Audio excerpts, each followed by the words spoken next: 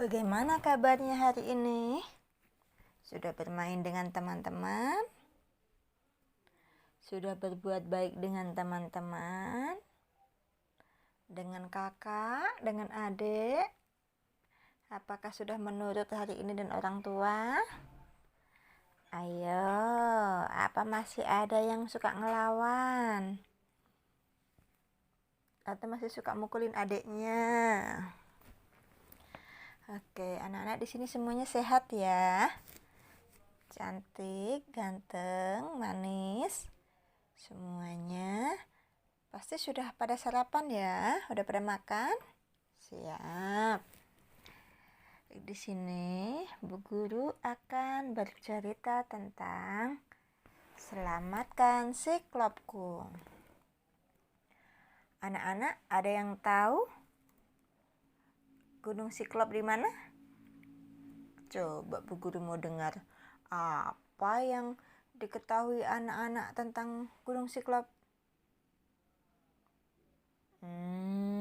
Ya, lagi anak-anak yang lain? Oh iya, oke. Bu Guru ganti kata anak-anak dengan teman-teman ya. Jadi anak-anak juga teman-temannya Bu Guru. Teman-teman, iya gitu ya. Mana suaramu? Ini suaraku. Ayo yang keras. Teman-teman, mana suaramu? Ya, Bu Guru mulai ya. Kita akan bercerita tentang Gunung Siklop. Gunung Siklop adalah gugusan pegunungan dan hutan yang sangat luas dan subur yang ada di kota Jayapura. Banyak sekali hewan-hewan khas yang indah cantik hidup di sana. Seperti burung cendrawasih, burung mambruk, burung cekop, kanguru, juga kasuari, dan masih banyak lainnya. Ayo, mana teman-teman? Lihat hewan apa aja di situ? Yang warna kuning itu apa? Ya, cendrawasih. Lanjut. Para penduduk di sekitarnya menggantungkan hidupnya dari hutan Gunung Siklop karena merupakan sumber air bagi mereka. Selain itu, mereka juga mencari kayu bakar dan ranting-ranting kering yang berjatuhan. Jadi, penduduk sana hanya mengambil ranting yang udah jatuh. Dia tidak menebang pohon. Mereka hidup dengan sangat sederhana, dengan menanam umbi-umbian di sekitar Honai sebagai makanan pokok mereka. Serta mereka juga memelihara babi. Ayo, teman-teman di sini siapa yang sudah pernah melihat Honai? Angkat tangan. Angkat tangan kurang tinggi. Ya. Bu Guru juga pernah lihat. Coba lihat di sini. Teman-teman bisa menghitung Honainya ada berapa? Coba yuk kita hitung. 1, 2, 3. Ya, honainya di sini ada 3. Oke, lanjut. Hingga suatu hari, datanglah Pak Luhut, seorang pengusaha kayu dari luar Papua. Pak Luhut membujuk para warga untuk menyewakan dan menjual pohon yang ada di hutan. Semula, warga bersama tokoh ada yang menolak. Tetapi lambat laun karena dibujuk terus-menerus, akhirnya ada seorang warga yang bersedia. Karena Pak Luhut berani membayar mahal untuk satu batang pohon. Jadi Pak Luhut membujuk warga untuk menyewakan dan menjual pohon. Nah, warga tergiur karena dibeli dengan harga yang mahal. Karena melihat seorang warga terpengaruh, maka warga lainnya juga terpengaruh. Karena melihat yang lain tersebut yang terpengaruh mendapatkan uang yang banyak. Bahkan para warga yang mendatangi ke Pak Luhut langsung untuk menjual dan ikut menebang hutan. Jadi semua warga udah menebang pohon secara sembarangan demi keuntungan pribadi. Yaitu saya kalau tebang pohon dapat uang banyak tanpa memperdulikan keseimbangan hutan. Lama-lama hutannya menjadi gundul. Pak Luhut berkata, "Kalian boleh menebang pohon sebanyak mungkin. Aku akan membayarnya mahal," kata Pak Luhut. Dan warga pun menjawabnya, "Sungguh Pak, mulai besok kami akan menebang pohon untuk Bapak." Lanjut, Pak Luhut berkata lagi, "Bukan itu saja, kalian boleh menangkap burung cendrawasih dan kasuari. Saya juga akan membelinya dengan harga mahal," kata Pak Luhut. "Benarkah?" kata warga yang lainnya. Dengan meyakinkan Pak Luhut kepada warga, akhirnya warga pun sangat senang mendengarnya dan mengikutinya. Akhirnya mereka ikut beramai-ramai menebang pohon di hutan, menangkap burung cendrawasih dan kasuari, karena diganti dengan uang yang banyak. Oleh karena itu, dalam waktu singkat, hutan Siklop menjadi gundul, gersang, dan tak lagi asri. Tak ada lagi kicau burung cendrawasih yang merdu, dan kokokan burung kasuari, serta kicauan burung lainnya. Jadi, hutan Siklop berubah menjadi hutan gundul. Ya, karena ditebangin pohonnya. Pohonnya dijual warga ke Pak Luhut. Karena hasil sudah tidak ada lagi, Pak Luhut meninggalkan daerah itu dengan keuntungan yang melimpah. Nah, Pak Luhut pergi dari daerah situ dan mengambil keuntungan yang berlimpah ruah.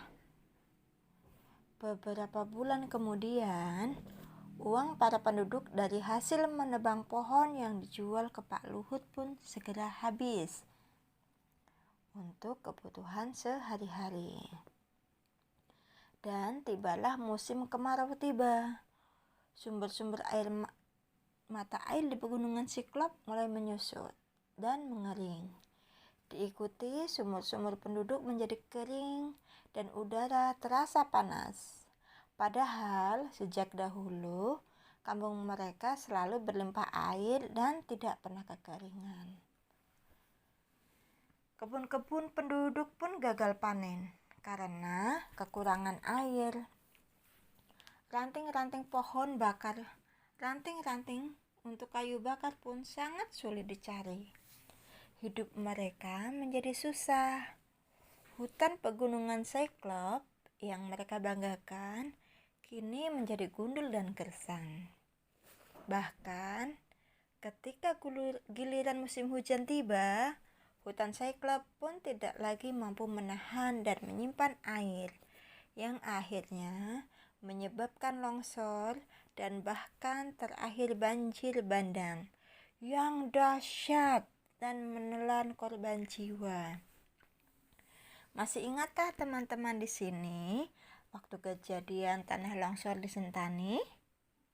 Ya, salah satunya karena penebangan hutan liar di Gunung Cyclop, sehingga pohon-pohon tidak bisa menampung air dan terjun bebas ke tanah ke kita dan masuk ke rumah-rumah warga airnya. Ayo, siapa yang rumahnya di sini pernah kemasukan banjir? Atau saat kejadian Cyclop yang longsor itu, rumahnya teman-teman juga kemasukan air? Ya, oleh karena itu banyak dampak buruk apabila kita menebang pohon sembarangan. Ya, kini mereka hanya mampu meratapi dan menyesali keserakahan yang telah dilakukan. Setelah kejadian banjir bandang itu, akhirnya seluruh penduduk kampung menyadari atas kesalahan mereka. Kini mereka mulai bangkit kembali, bergotong royong menanam kembali hutan Cyclop. Meskipun akan perlu waktu yang cukup lama untuk bisa mengembalikan seperti semula. Namun, mereka kini sudah menyadari pentingnya menjaga kelestarian lingkungan pegunungan dan hutan. Ya, teman-teman, kita harus menjaga kelestarian. Kita tidak boleh menebang pohon sembarangan. Ayo, teman-teman di sini siapa yang suka menanam bunga atau menanam pohon di depan rumah? Pohon apa yang ada?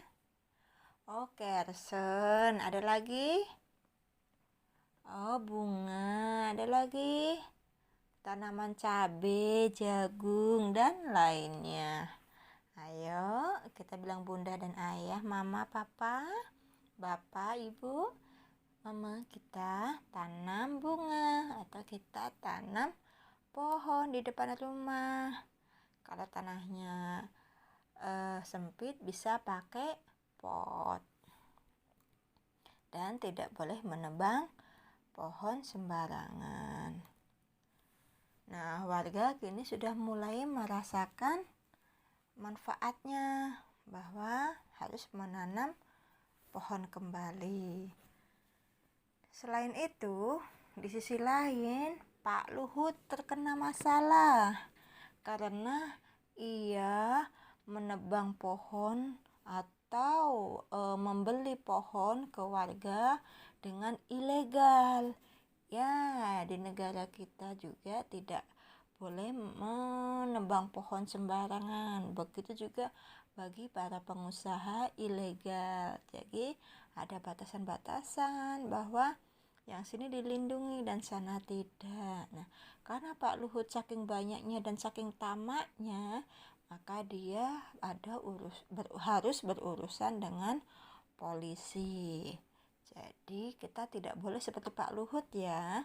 Kalau kita harus membuat sesuatu, kita harus lihat kelestarian alam. Yang kedua, kita harus prosedur. Kalau memang tidak boleh dibeli semua atau ditebang semua, ya tidak boleh. Nah, di sini Pak Luhut sebagai biang atau sebagai otak dari banjir atau kegersangan. Makanya Pak Luhut harus mempertanggungjawabkan di hadapan polisi, pastinya dengan hukuman. Ya.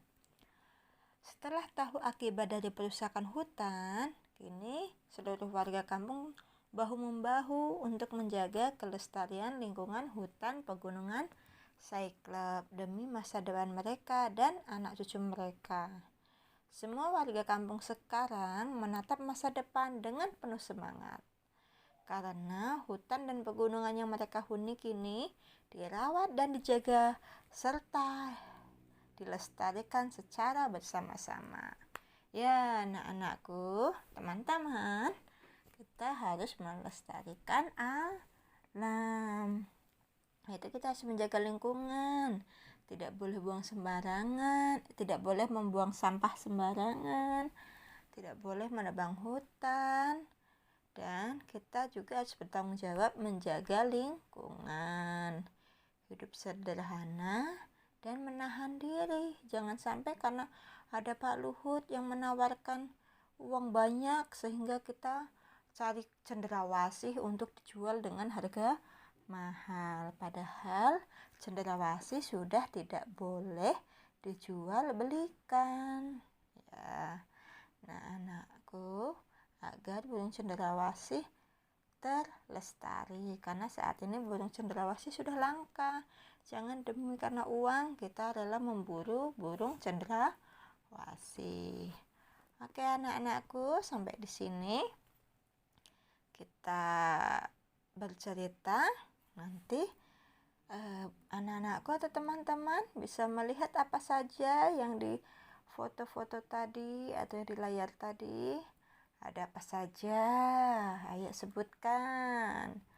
Terus bisakah kita membuat burung cendrawasih di rumah dari misalnya kertas atau lainnya?